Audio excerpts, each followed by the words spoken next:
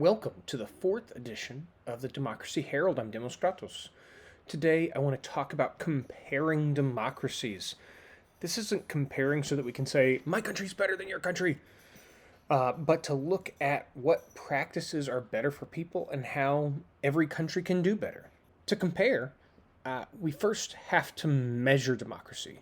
This is necessarily somewhat subjective, but when organizations are open and honest about their methodology, subjectivity isn't necessarily a bad thing.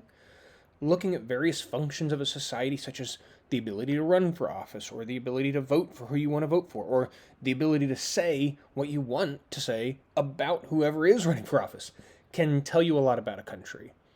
If you can vote, but the candidates are limited to whoever the rulers allow you to vote for, that's not as good as anyone being able to throw their hat in the ring to try to be an elected official.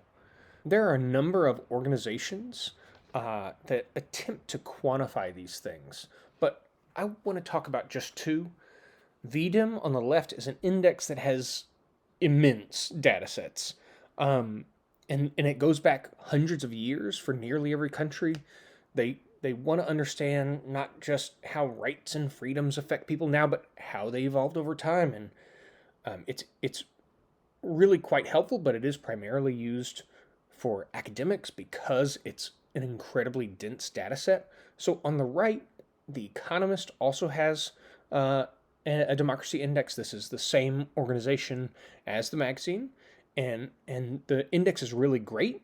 They helpfully organize all countries into these broad categories, including full democracy, flawed democracy, hybrid regimes, and authoritarian regimes.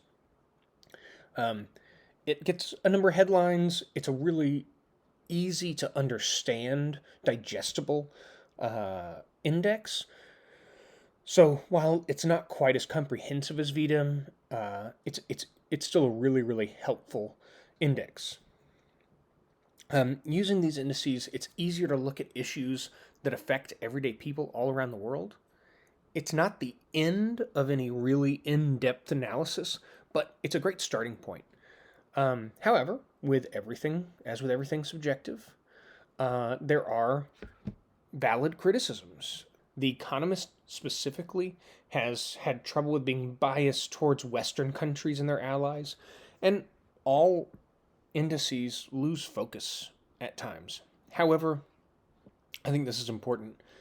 They are generally pretty open and honest about their work and their data, and they put together information that is invaluable.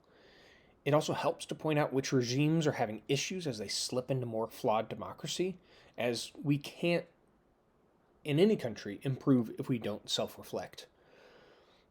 This is a complicated subject, and if you're really interested, I would say go do more research.